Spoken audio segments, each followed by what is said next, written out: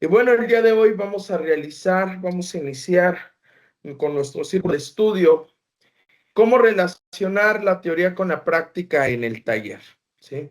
Dice nuestro propósito de la lectura, reflexionar sobre la importancia de convertir los contenidos teóricos de la ingeniería en mecánica automotriz en experiencias prácticas de aprendizaje, de manera que el estudiante no solamente conozca conceptos, sino que sea capaz de comprenderlos, aplicarlos, comprobarlos, diagnosticar problemas y tomar decisiones técnicas fundamentadas.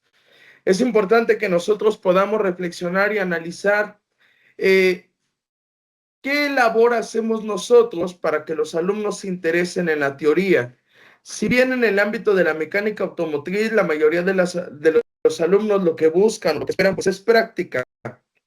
Sin embargo, hay ciertos elementos que pueden fundamentar nuestras tareas. En este caso, vamos a considerar precisamente el estudio a través de la comprensión, la aplicación, la comprobación, el diagnóstico y la toma de decisiones técnicas. Vamos a iniciar. Uno de los principales retos de la enseñanza en ingeniería o en el área de la mecánica automotriz consiste en lograr que el estudiante encuentre una relación clara entre aquello que aprende en el aula y lo que posteriormente realiza en el taller. Para un estudiante puede resultar difícil comprender la utilidad de conceptos relacionados con electricidad, electrónica, termodinámica, resistencia de materiales, sistemas de inyección, transmisión, suspensión o diagnóstico automotriz, cuando estos se presentan únicamente mediante explicaciones, fórmulas o definiciones. Sin embargo, esos mismos conocimientos adquieren otro significado cuando el estudiante debe utilizarlos para responder preguntas concretas. ¿Por qué se sobrecalienta un motor? ¿Por qué un vehículo presenta pérdida de potencia? ¿Qué provoca una lectura incorrecta de un sensor? ¿Cómo podemos determinar si una pieza se encuentra dentro de las especificaciones del fabricante? ¿Por qué una falla eléctrica puede provocar un comportamiento aparentemente mecánico? En ese momento, la teoría deja de ser información que debemos memorizarse o que debe de memorizarse y comienza a convertirse en una herramienta para comprender y resolver problemas reales. Por ello, la práctica de taller no debe entenderse solamente como el momento en que el estudiante hace algo con las manos. Una verdadera práctica educativa requiere observación, análisis, conocimientos previos, procedimientos técnicos, toma de decisiones, ejecución, comprobación y reflexión sobre sus resultados. Entre los comentarios y las recomendaciones que se nos están dando acerca de una clase práctica, pues nos está explicando y determinando que hay una actividad cognitiva en cada uno del quehacer práctico. Dice aquí, una verdadera práctica educativa requiere observación, análisis, conocimientos previos, procedimientos técnicos, toma de decisiones. Es importante que nosotros valoremos cómo estamos desarrollando nuestras clases en el área práctica, porque para llegar a la práctica tuvimos que haber fomentado estas actividades cognitivas, la parte correspondiente a la observación, al análisis, a los conocimientos previos. ¿Cómo inicio yo mi sesión? ¿Cómo inicio mi sesión? ¿Cómo recupero algunas preguntas para poder dar sintonía al alumno de cómo voy a iniciar mi clase? Continuamente, estoy fomentando realmente una observación, un análisis. Le exijo al alumno un tiempo para que pueda determinar, pensar, observar con detenimiento, o inmediatamente lo llevo a ver a su impulso emocional de ya hacer las cosas. Es decir, si nosotros lo analizamos, vamos a comenzar a adentrar. De hecho, esto es un poquito más extenso. Les voy a hacer llegar este archivo a los coordinadores para que se los comparta. Entre las primeras ideas es que del primero explico y después practica a una enseñanza integrada. Bueno, tradicionalmente se ha utilizado una secuencia sencilla. Muchas veces algunos de nosotros o en las observaciones de algunas de sus clases, lo que se realiza primero es la teoría, después se da una explicación y después se hace la práctica. Vamos a ver qué es lo que nos dice la lectura de hoy. Esta estructura puede funcionar en determinados momentos, pero presenta un riesgo, que el estudiante perciba la teoría y la práctica como dos actividades independientes. Cuando yo fomento mi teoría y mi práctica de una manera independiente, ahí tengo un problema. Lo cual pedagógicamente nos dice que una alternativa pedagógica consiste en trabajar mediante una secuencia más dinámica. Es decir, y entre las observaciones también de uno de nuestros compañeros hemos visto que primero presentan una situación real. Después le hacen ver a los alumnos a través de preguntas qué necesitamos saber o cómo lo resolverían con sus conocimientos que ya tienen. Continuamente se hace la práctica. Después se hace un análisis de resultados, es decir, resultó favorable, logramos lo que queríamos o al menos en la suposición los alumnos nos están dando las respuestas que nosotros esperábamos. De no ser así, entonces ahora vamos a presentar la información nueva y les podemos decir a través de ello que está mal, que está bien en la integración del nuevo conocimiento. Quiero que se den cuenta que ahora en este ejemplo ya no está separando la teoría y la práctica, lo está integrando en una sola serie. De hecho, en el siguiente punto dice una explicación técnica. En esa explicación técnica ahora es la justificación, la argumentación del nuevo conocimiento. Psicológicamente nos invitan a pensar en la neurociencia. Nuestro cerebro funciona así. Lo único que hacemos es agregar información nueva con la que ya relacionamos, con la que ya tenemos, la relacionamos y nos es más fácil aprender, ¿no? Y continuamente viene la aplicación. Esta aplicación se basa precisamente ya en la práctica al 100%. Lo que está aquí marcado, acá lo conocemos como aplicación, pero con una serie de procesos en los cuales el alumno le puede beneficiar para obtener este proceso. Vamos a ver un ejemplo.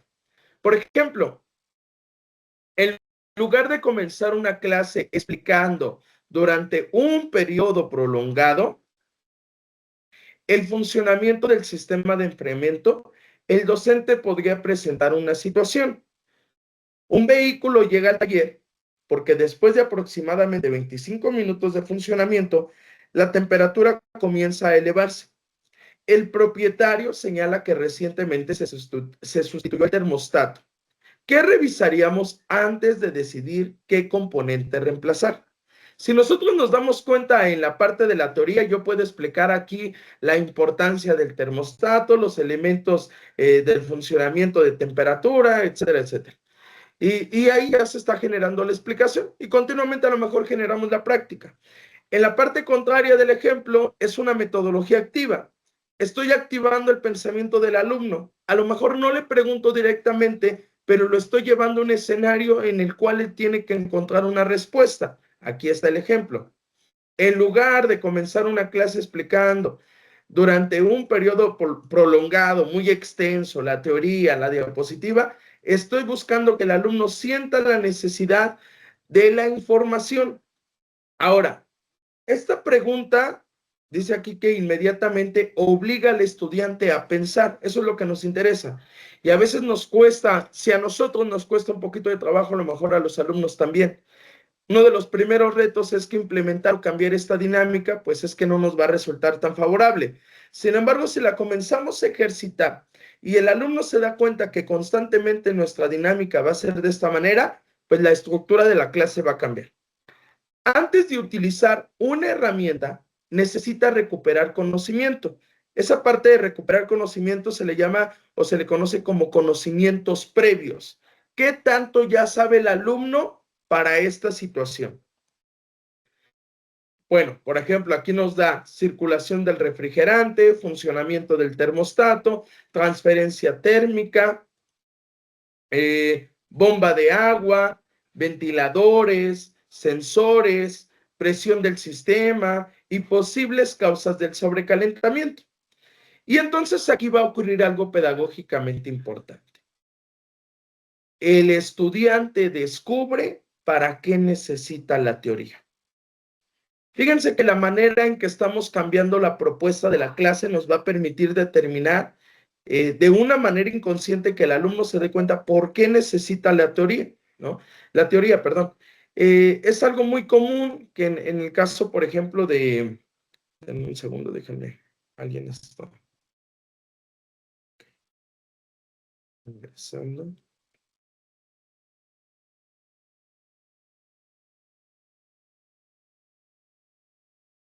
Ok. Ahora, continúo. Esto nos va a permitir determinar inconscientemente que el alumno se dé cuenta por qué es necesaria la teoría. Estamos viéndole una necesidad y la mayoría de nosotros funciona así, ¿no? Cuando están explicando algo y decimos, no, no lo ocupo ahorita. Eso no me sirve. La mente inconscientemente ya dice, ya no pongas atención, porque esto no te sirve, esto no te funciona, ¿no? Pero si en su momento al alumno llegamos, o en este caso yo a ustedes les digo, ¿saben qué, profesores? En un momento a todos les voy a preguntar de qué trató la lectura. Pues a lo mejor inconscientemente voy a comenzar, ¿sabes qué? Voy a tomar apunte, ¿no? Porque me van a preguntar. Qué vergüenza a lo mejor que me pregunten y yo no sepa qué responder. Así funciona el cerebro de todos nosotros. Vamos a focalizar la atención de acuerdo a la necesidad de la información. Por eso hay alumnos que cuando no les relacionamos, en el caso de las materias teóricas de ingeniería, una calidad y mejora continua, unas técnicas de investigación documental, un desarrollo organizacional y manejo de factor humano, una psicología industrial. Cuando al alumno no le relacionamos esas materias con la parte mecánica, ya lo perdimos. No es de su interés. Y bueno, en la continuación, pues nos vamos a dar cuenta precisamente que esto es lo que podemos hacer pedagógicamente, ¿no? Ahora nos dice, el taller también es un espacio para pensar. Dice que existe una diferencia importante entre hacer una práctica y aprender mediante una práctica. Fíjense que nosotros debemos de establecer cuál es el objetivo de nuestra práctica. Si como tal el objetivo de la práctica es práctica, entonces yo maestro, yo docente, yo ingeniero, yo instructor, yo asesor técnico, debo de considerar y estar consciente que mi alumno se puede equivocar. Pero mediante esa equivocación yo le puedo dar retroalimentación. Eso se le llama proceso formativo. Sin embargo, si yo ya voy a evaluar y yo ya quiero poner a prueba sus conocimientos, pues entonces ya no voy a dar retroalimentaciones. Yo solamente voy a evaluar el alcance de esa práctica. Por eso dice, hacer una práctica, pues es cuando el alumno ya de cierta manera ya va a desarrollar el contenido como lo debe de saber. Pero si queremos que aprenda mediante una práctica, pues tenemos que tener presentes que se puede equivocar. Ahora, un estudiante puede desmontar y montar correctamente un componente siguiendo instrucciones y aún así no comprender completamente qué está haciendo. Imaginemos una práctica relacionada con el sistema de frenos. El docente puede indicar levantar el vehículo, retirar la rueda, desmontar el caliper, revisar las pastillas, medir determinados componentes, volver a montar. El estudiante puede ejecutar correctamente cada instrucción, pero la experiencia cambia cuando durante el procedimiento el docente pregunta, ¿qué estamos buscando? ¿Qué indicaría un desgaste irregular? ¿Qué medición nos permitiría decidir si el componente todavía puede utilizarse?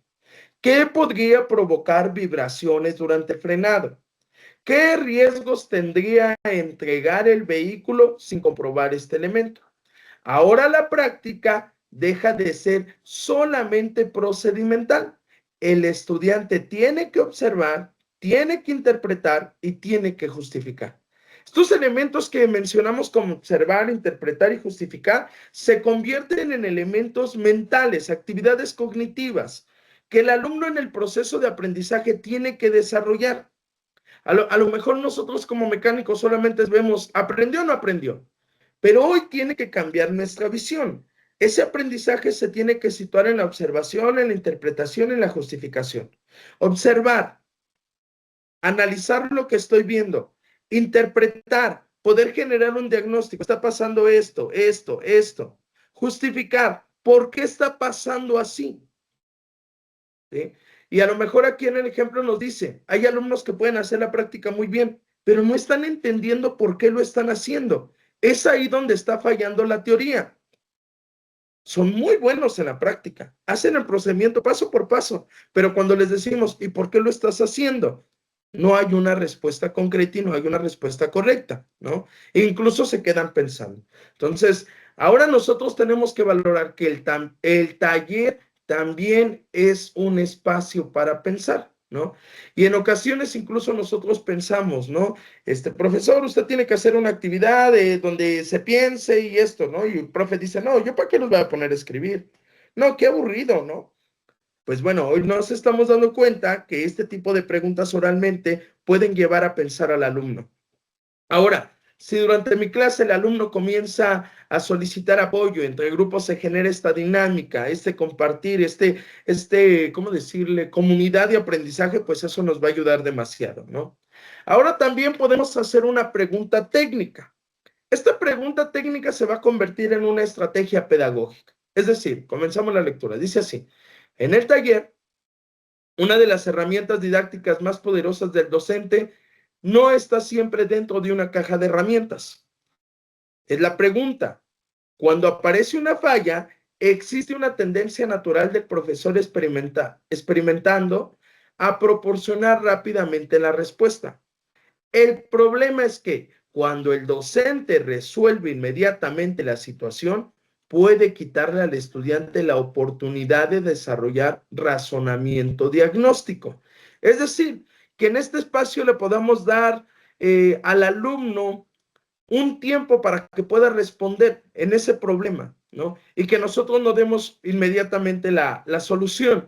A veces ante esos comentarios que ellos dan, algunas de las observaciones de los compañeros de aquí de sus clases es lo que veo, que permiten que entre ellos interactúen, ellos llegan a la solución, sin embargo el papel del docente, el papel del instructor, el papel del asesor, el papel del profesor ingeniero, pues es rectificar esa información y a lo mejor ahí aprovecho para presentar información nueva. Por ejemplo, supongamos que un vehículo no enciende. En lugar de indicar inmediatamente qué revisar, podemos preguntar, ¿qué condiciones necesita un motor para arrancar? A partir de las respuestas que nos van a dar los alumnos, podemos continuar. ¿Cuál de esas condiciones podemos comprobar primero? ¿Con qué instrumento? ¿Qué resultado esperaríamos obtener? Si obtenemos un valor diferente, ¿qué hipótesis podríamos plantar? Este tipo de intervención transforma al docente. Ya no es solamente quien proporciona respuestas, es quien conduce el razonamiento técnico del estudiante.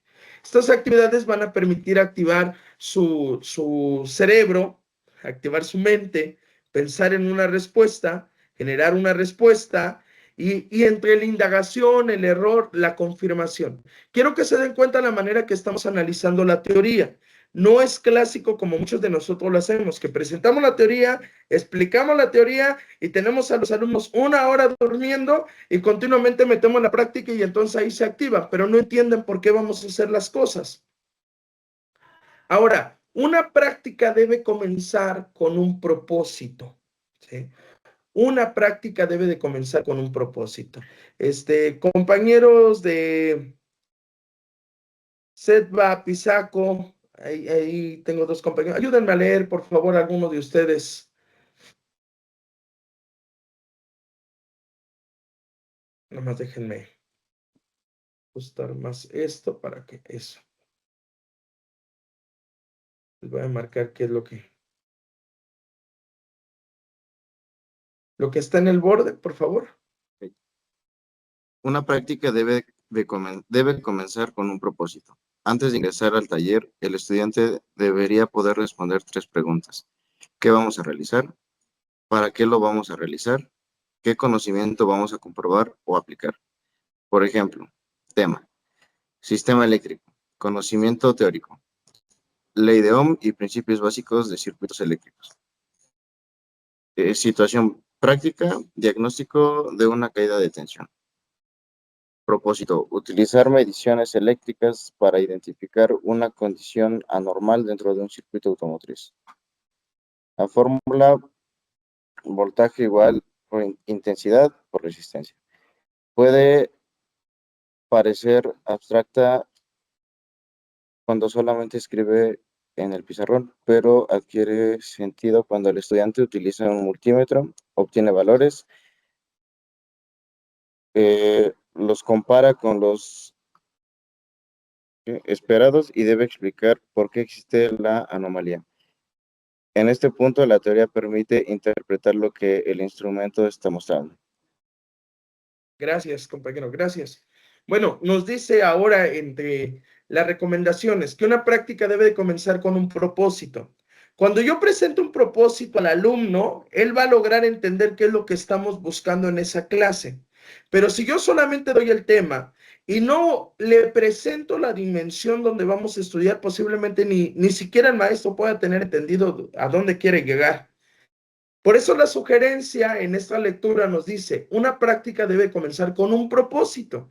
Es decir, antes de ingresar al taller, el estudiante debería poder responder 3 preguntas. Y esto es que a raíz de ello el profesor puede decir, la siguiente clase vamos a analizar esto, esto, para esto o por esto. Son estas 3 preguntas. Estas 3 preguntas giran precisamente algo que se llama propósito. ¿Qué vamos a realizar? ¿Para qué lo vamos a realizar? ¿Y qué conocimientos vamos a comprobar o aplicar?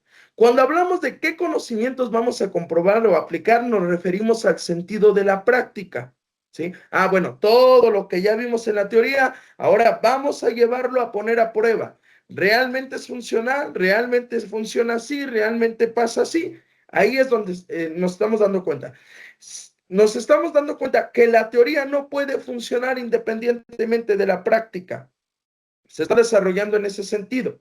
Ahora, la teoría permite interpretar lo que el instrumento está mostrando. En este caso dice aquí de un multímetro, ¿no? Algo tan sencillo nos puede llevar precisamente a organizar nuestra clase.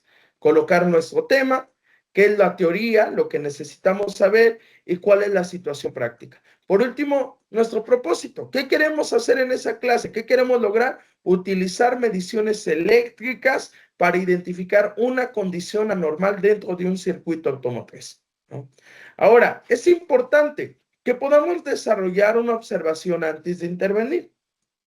Dice aquí, una competencia fundamental en la formación del futuro ingeniero es aprender que diagnosticar no significa cambiar piezas hasta encontrar la falla, sino que diagnosticar implica recopilar información, formular una hipótesis, realizar pruebas y utilizar evidencia para tomar decisiones. Por ello, ante una situación práctica, podemos enseñar una secuencia como la siguiente. Número 1, identificar el problema. ¿Qué comportamiento presenta el vehículo o el sistema? Número 2, recuperar conocimientos. ¿Qué principios permite explicar su funcionamiento normal? Número 3, formular hipótesis. ¿Cuáles podrían ser las causas? Número 4, determinar qué debemos medir, observar o comprobar. Número 5, ejecutar el procedimiento. Realizar las pruebas correspondientes respetando procedimientos y medidas de seguridad. Número 6, analizar los resultados. ¿Los valores obtenidos corresponden con lo esperado? Número 7, tomar una decisión técnica. ¿Qué intervención se encuentra justificada por la evidencia? Número 8, comprobar la intervención realmente solucionó el problema. Esta secuencia desarrolla algo más importante que aprender un procedimiento específico.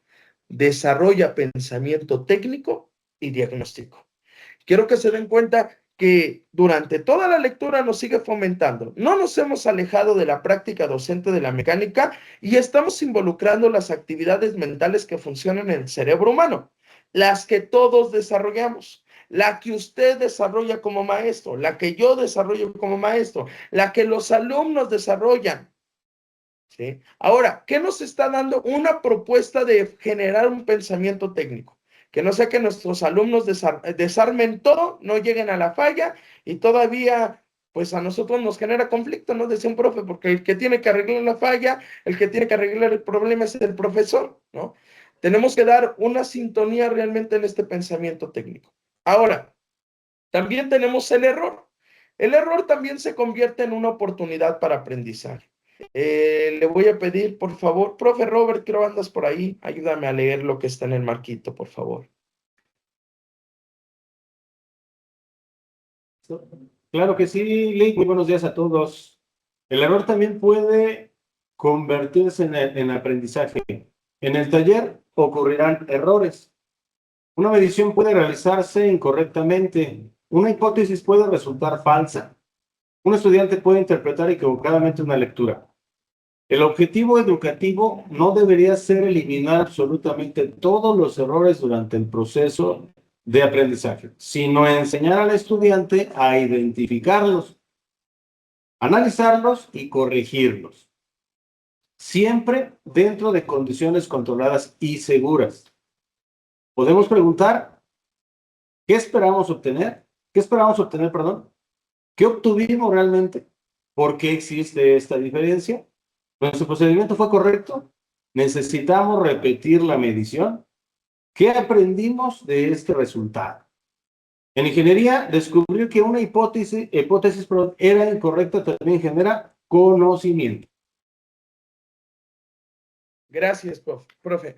¿Qué es una hipótesis? Vamos a cambiar la palabra, es una suposición, ¿no?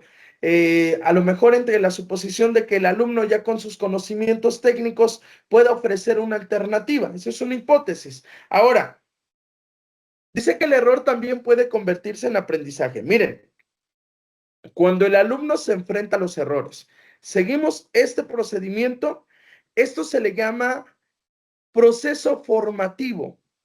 Se le llama proceso formativo. Estamos formando al alumno, lo estamos dirigiendo a un aprendizaje. Quisiéramos, y es más, nosotros, quisiéramos que la primera vez que nos presentaran algo se nos quedara. Lo real es que no.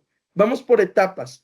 Cuando presentamos un procedimiento, cuando presentamos algo nuevo, nuestra mente funciona de diferentes maneras. Ahora, el objetivo educativo no debería ser eliminar absolutamente todos los errores, porque un error a lo mejor me puede llevar a otro procedimiento y ese error en ese procedimiento me puede llevar a otra alternativa y esa alternativa o el error en esa alternativa me puede llevar a una explicación teórica. Por eso dice aquí que enseñar al estudiante a identificar, analizar y corregir. ¿Qué preguntas nos pueden ayudar para fomentar esto? ¿Qué esperábamos obtener? ¿Qué obtuvimos realmente? ¿Era lo que buscábamos? No, pues no, el alumno, no, pues no, no lo arreglamos, ¿no? Lo terminamos descomponiendo. ¿Por qué lo descompusiste, no? ¿Por qué existe esa diferencia? ¿Por qué nuestro procedimiento no fue correcto o sí fue correcto? ¿No? A veces hasta el alumno podemos colocar a un alumno, colocar a hacer la práctica, los demás observan, al terminar, ¿qué hizo bien? ¿Qué hizo mal? Seguimos aprendiendo, ¿no? La teoría sigue presente, ¿no?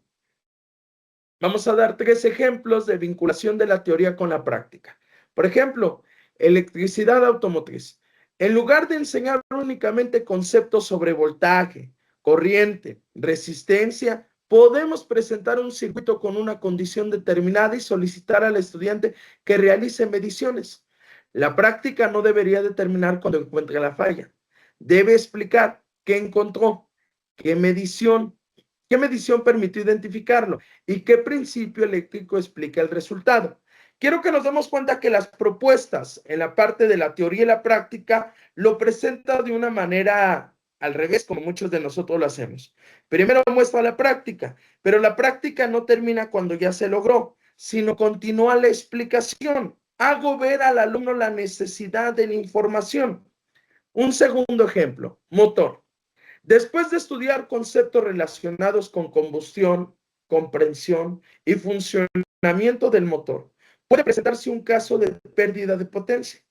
Los estudiantes plantean posibles causas, seleccionan pruebas y comparan los resultados. La pregunta final podría ser, ¿qué evidencia permite sostener nuestro diagnóstico? Ahí está la necesidad de la teoría y presento la teoría. Vuelvo a repetir, no estamos alejando la teoría ni la práctica.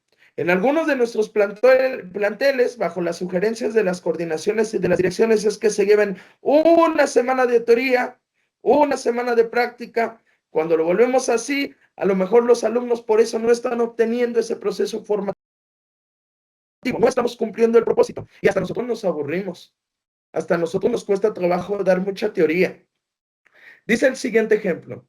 Sistema de frenos.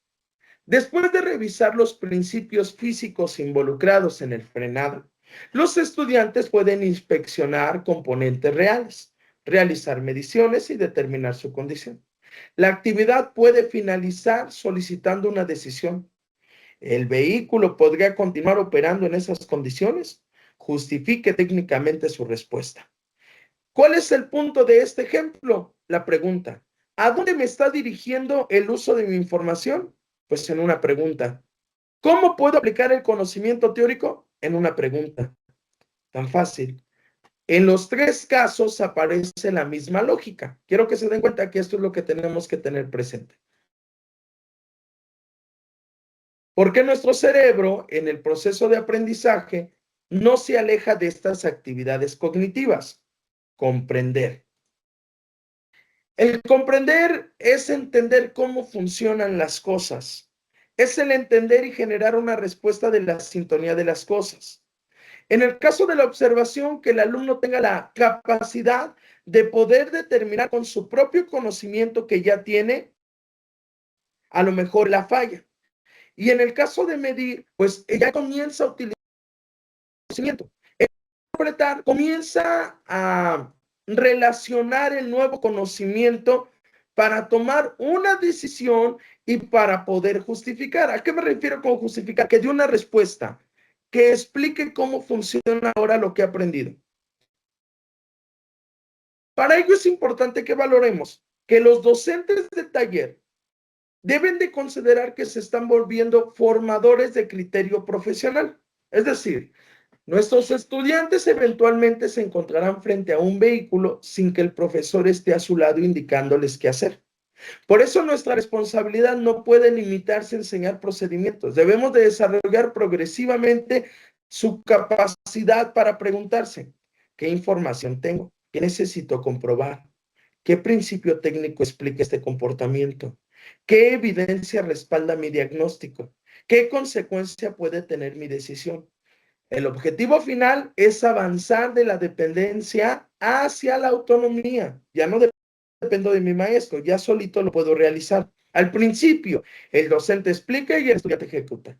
Posteriormente, el docente pregunta y el estudiante propone. Finalmente, el estudiante analiza, decide, ejecuta y justifica, mientras el docente supervisa y retroalimenta. Ese cambio representa un verdadero desarrollo profesional. Y bueno, hemos avanzado, viene la parte de la reflexión.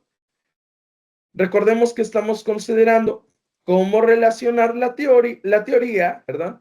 Cómo desarrollar la teoría con la práctica en el taller. Eso es lo que hemos denominado hoy, es lo que hemos estudiado hoy. Ya vimos algunos ejemplos, qué tan importante es que tengamos presente que nuestros alumnos siguen siendo alumnos en el sentido del desarrollo cognitivo o el desarrollo mental. Ahora, vienen las preguntas de reflexión. Mis estudiantes saben para qué sirve la teoría que les estoy enseñando. Durante las prácticas, ¿solamente siguen instrucciones o también toman decisiones? ¿Qué preguntas utilizo para desarrollar el razonamiento técnico? ¿Permito que formulen hipótesis antes de proporcionarles la respuesta? ¿Las evidencias que solicito demuestran únicamente que realizaron la práctica o también que comprendieron lo ocurrido? ¿Cómo podría convertirse una práctica tradicional de mi asignatura en un problema o en un caso de diagnóstico? A ver, respóndanse. No es necesario que la respondamos en escrito, solamente de una manera oral, en su mente, ya la tienen. Vamos a pedirles a algunos que participen. A ver, vayan leyendo las preguntas de nuevo, váyanse respondiendo de una manera general, no explícitamente, es decir, pregunta por pregunta, no, hagan una respuesta general. Y ahorita hacemos el rol para responder por planteles. Damos 2 minutitos.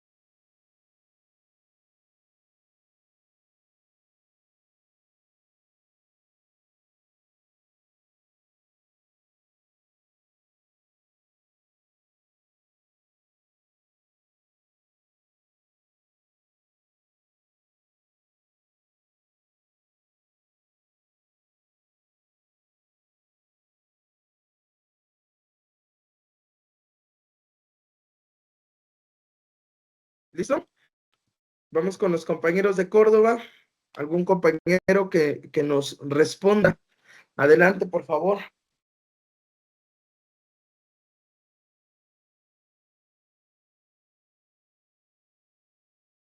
Aquí escribo la teoría para que lo vean surgiendo. Hola, ¿sí nos escuchan? Sí, profe, adelante. Bueno, de la primera pregunta, que es que ya se sabe para qué sirve la teoría y que estoy,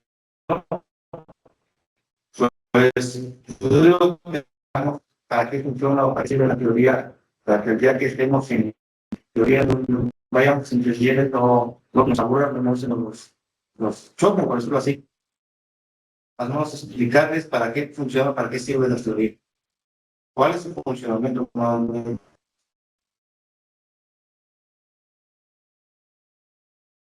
¿Sí se escuchó? Sí, profe. Gracias.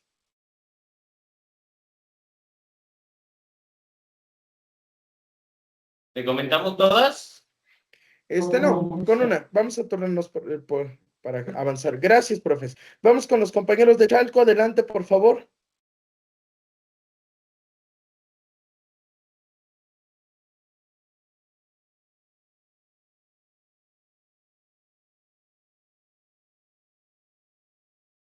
Sí, buenos días. Con la segunda, ¿verdad, profe? Sí, adelante, profe. Durante las prácticas solamente siguen instrucciones o también toman decisiones. Pues yo, la verdad, di la materia de chasis recientemente y lo que pasó con mis alumnos es que yo los fomentaba, como usted dice, a primero revisar el vehículo y obviamente yo me metía antes, ¿no? Hubo una vez que vino una camioneta y querían cambiarle el clutch. El problema no radicaba en el clutch, sino que radicaba directamente en el pistón secundario, el pistón esclavo. Entonces yo primero lo revisé y me di cuenta de cuál era el problema. Después les dije, pasé a uno por uno y les pedí que revisaran el vehículo, que lo revisaran, que analizaran cuál era el problema y algunos obviamente fallaron y otros sí me dijeron que era el pistón. ¿Cómo los descubrieron? Quitando el cubrepolvos y vieron que estaba fugando líquido. Entonces, pues ahí me di cuenta que sí llegaban a tomar decisiones por su parte. Gracias, profe. Gracias. Bien, vamos con la tercera pregunta. A Pisaco.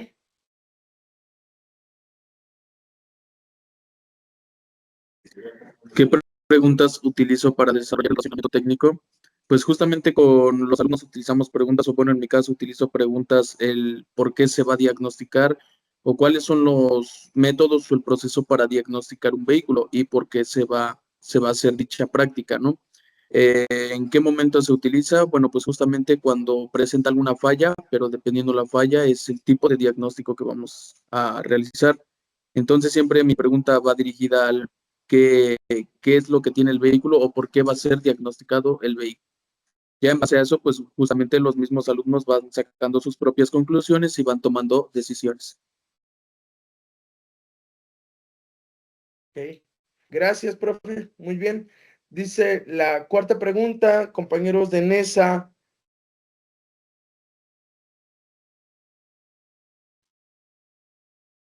Claro que sí. 4, permito que formulen hipótesis antes de proporcionar la respuesta.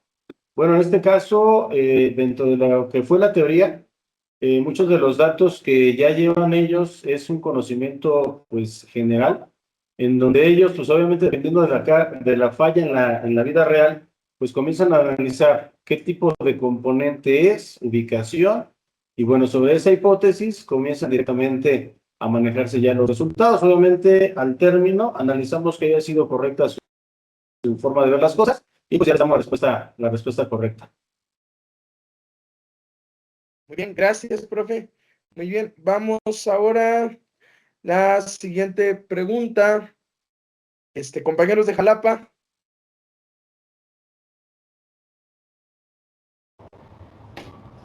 Hola, profe, buenos días. Estamos teniendo un problemas de conexión porque nos está sacando y entrando, pero vamos a ver si no nos cortamos, ¿vale? Adelante.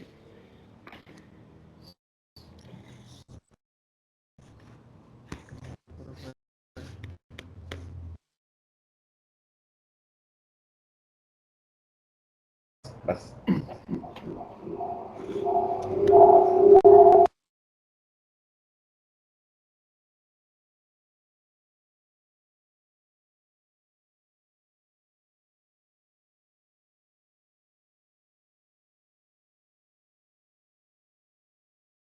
Ok, profe, si gustas, escriban su respuesta o ¿Sí nos ok, escuchamos? adelante. Adelante, los escuchamos. Es respecto a la pregunta número 5, ¿verdad? Las evidencias que solicito.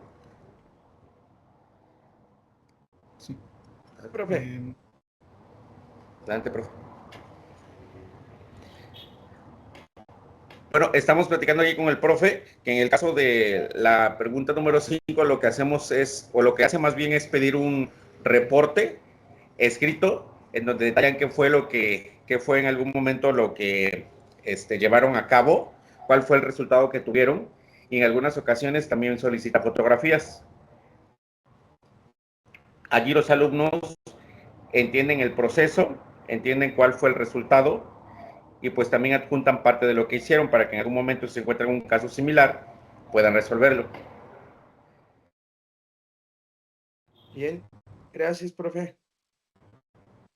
Sí, en algunas ocasiones, a lo mejor si nuestra clase no lo permite, el no lo permite, el taller no lo permite, a lo mejor de tarea podemos dejar, ¿saben qué? Generen un reporte explicando. Estas evidencias, fuera de convertirse en evidencias, permiten reforzar, poner a prueba el argumento del alumno, poner a prueba su pensamiento crítico, técnico en este sentido, ¿no? Dice la última pregunta, ¿cómo podría convertir una práctica tradicional de mi asignatura en un problema o caso de diagnóstico? A ver, aquí lo voy a dejar abierto. Alguien que quiera participar, alguien que diga, pues esto me ha generado esta idea, con todo lo que comentamos, llegué a esta idea. A ver, alguien voluntariamente a fuerzas. Nadie. Sin miedo. Si se equivocan, aquí lo corregimos.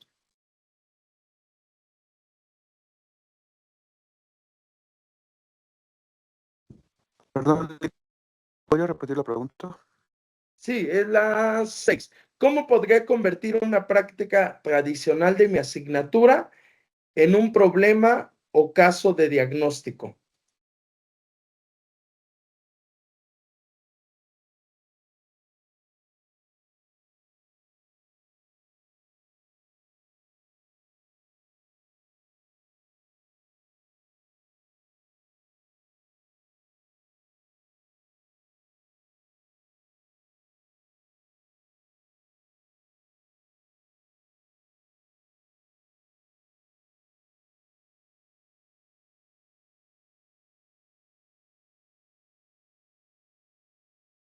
Ya podría ser ¿Nadie? aplicado como aprendizaje Sí. basado en problemas. Podríamos generar quizá una práctica justificada. Bueno, ¿sí se escucha? Lo que Sí, profe, una, sí, te escuchamos. es que también tengo problemas con conexión. Sí, te escuchamos, profe. Ok. Yo considero que se podría aplicar lo que es aprendizaje basado en problemas directamente. No sé, una práctica podría ser tradicional, no sé, una revisión de, como lo mencionaba, ¿no? De frenos de caliper. Podríamos llevarlo directamente a un aprendizaje basado en problemas. Gestionar ese problema quizá tenemos un presupuesto de tanto y se tiene que hacer una revisión específica, ¿no? Primero hay que anticiparnos a quizá lo que son problemas comunes dentro de lo que es la revisión de los frenos, quizá revisar pastillas, revisar caliper, etcétera. Sin embargo, mediante ese tipo de, pues, hacer que el alumno gestione ese problema tradicional, ese caso tradicional, en una práctica que se haya basada en la vida real. Y intermitentemente a esto, pues también, como lo mencionan, ¿no? Me parece un poco que podría mencionarse lo que es como un método mayéutico, estar preguntando, estar sacando teoría y estar viendo justamente toda esta cuestión de qué posibilidades hay antes quizá de intervenir, ¿no? Ya directamente para, en este caso, para aminorar costos, para, en este caso, cerrar más las posibilidades de cierta solución hasta llegar al punto específico de la misma solución del problema, ¿no?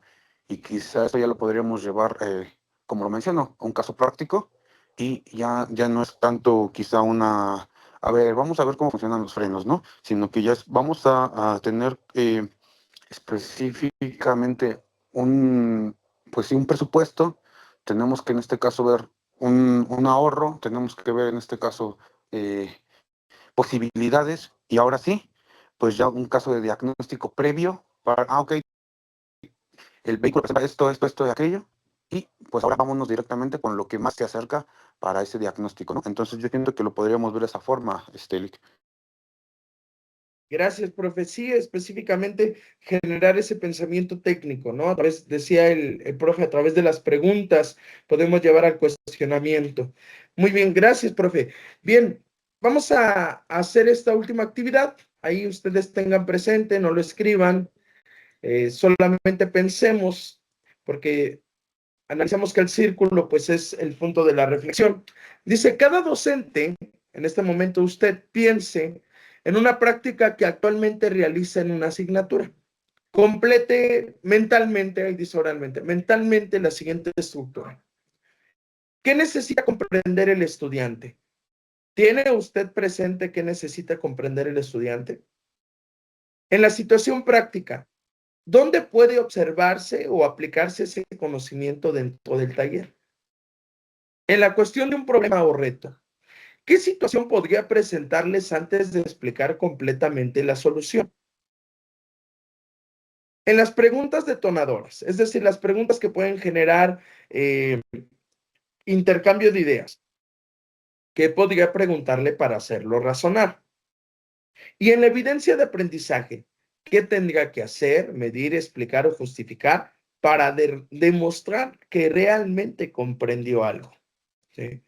Bueno, pues ahí nos damos cuenta nosotros que a través de estas preguntas podemos evaluar nuestras clases, podemos cambiar las dinámicas, podemos cambiar la estructura de nuestra clase y no solamente presentar teoría, ¿no? Bueno, si ustedes ya lo tienen presente, ahora vamos a la reflexión final. Relacionar la teoría y la práctica no significa simplemente explicar un tema en el salón y posteriormente llevarlo al grupo, al taller. La verdadera integración ocurre cuando el estudiante necesita utilizar el conocimiento para comprender lo que observa, interpretar una medición, explicar una falla, seleccionar un procedimiento y justificar una decisión. Por eso una buena práctica de taller no debería terminar únicamente con funcionó. Debería de conducir al estudiante a poder explicar funcionó, sé por qué funcionó, puedo explicar qué principio está involucrado, tengo evidencia para demostrarlo y sabría cómo utilizar este conocimiento ante una situación diferente. Cuando conseguimos esto, el taller deja de ser únicamente un espacio para desarrollar habilidades manuales y se convierte en un laboratorio de pensamiento, diagnóstico, resolución de problemas y formación profesional, ¿sí? Y bueno, a través de esta manera nosotros incluso podemos cambiar la dinámica, podemos cambiar la estructura, ser algo diferentes, a nosotros se nos hace menos pesado. Compañeros, eso es todo en el círculo de estudio. Muchas gracias por su participación y